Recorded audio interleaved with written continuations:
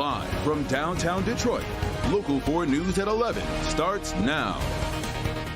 2 people killed tonight when a police chase ends with a violent crash in Monroe County. This all started with a man wanted in connection to a domestic violence complaint taking off from police. That suspect slammed into another driver at the intersection of Whiteford and Center Road in Monroe County's Ottawa Lake. The suspect and the other driver are dead. Mara McDonald at the crash scene tonight. Mara. I know it is very hard to see out here because it is so dark and because of all the flashing lights. But what you have is 2 vehicles that are essentially sandwiched on top of each other in that ditch where you see the flashlights. This crash was not survivable.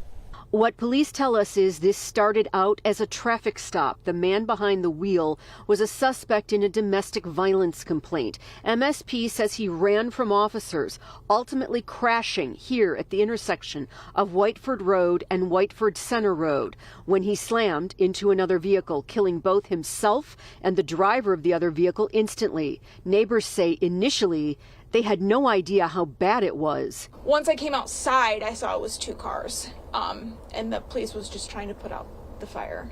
Neighbors heard the sirens before they ever heard the impact, which they describe as a pop.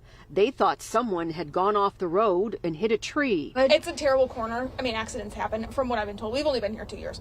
But, yeah, it's not fatal like this. Both the suspect and innocent bystander were killed on impact. The intersection has been shut down for hours. Back here live, neighbors tell us they believe the man who caused this wreck was going very fast on this 2-lane road, easily 80 miles an hour. There is also a question about whether alcohol was involved in this crash. What is unclear tonight is this. After that initial traffic stop and that driver takes off, did MSP activate a chase immediately? And if the agency did so, how long was this chase going on before this wreck happened?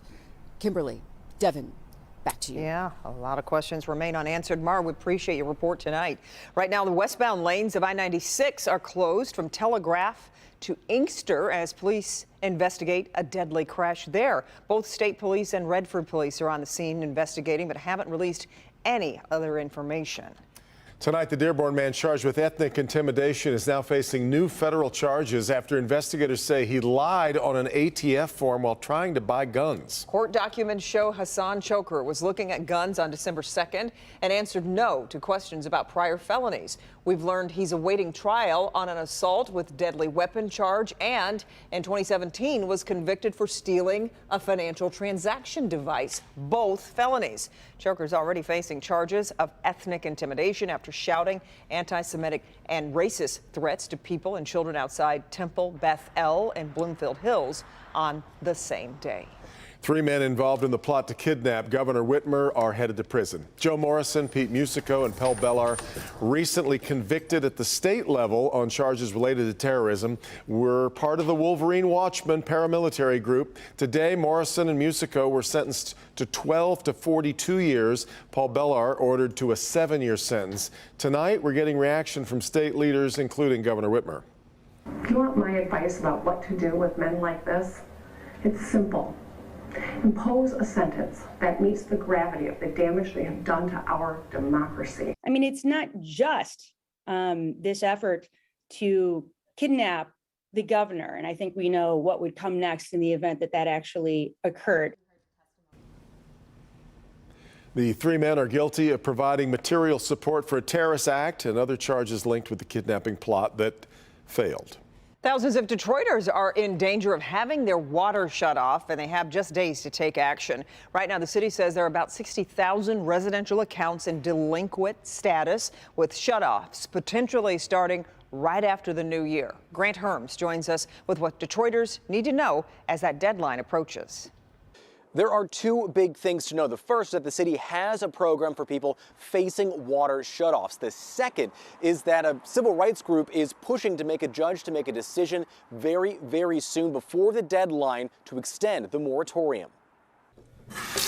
The clock ticking on running water for tens of thousands of Detroiters. An early pandemic order to stop water shutoffs coming to an end on New Year's Eve.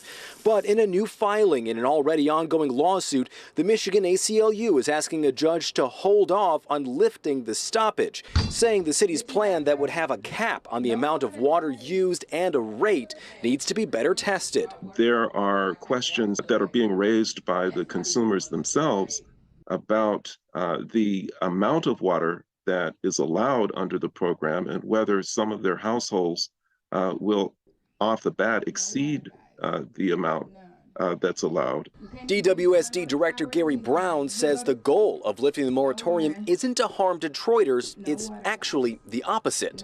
DWSD is not collecting approximately $40 million a year. And when we don't collect that bad debt, we have to pass it into the rates next year, and you're simply hurting the very people that you're trying to help. But it all still hangs in the legal balance. Well, so far, Director Brown says they've had about 16,000 people sign up for the Lifeline plan or another assistance plan. He says anybody who wants to join one of those plans, all they have to do is sign up. But we have heard about problems in just doing that as well. In Detroit, Grant Herms, Local 4. All right, Grant, the orange barrel alert that will impact tomorrow morning's commute into downtown. Both directions of I-94 will be closed between I-75 and the Lodge for work on that 2nd Avenue bridge. Freeway shuts down at 5 a.m., expected to reopen Tuesday. Then from tomorrow night through Sunday night, the closure extends between I-75 and I-96 for work on the Grand River Bridge. The White House urging Americans to protect themselves against the ongoing triple-demic of respiratory viruses, announcing a new plan to tackle what could be a winter surge. As COVID cases rise across the country, the White House issuing a warning. We're seeing cases increase in about 90% of the country. We don't want this winter to look like last winter. The CDC says much of the country is under a high level of community transmission, but it's not just the surge in cases sounding the alarm. Some states seen here in red are seeing a 50% uptick in new COVID deaths from last week. These alarming numbers coming as flu cases also surge. Flu is rising in many parts of the country. We're probably the worst flu outbreak we've seen in a decade. And RSV illnesses have peaked, overwhelming many hospitals across the U.S. We're standing ready to support states and communities with medical personnel, supplies, and other resources. The White House announcing Thursday they're once again offering free at-home COVID tests. Households can order up to 4 rapid tests on covidtest.gov. CDC says fewer than 70% of Americans are fully vaccinated right now, which is defined as receiving all the vaccines and the updated boosters. Meanwhile, the Senate approving a new defense policy bill that rescinds the military's vaccine mandate. The $858 billion bill would also raise pay for troops and is now heading to President Biden's desk.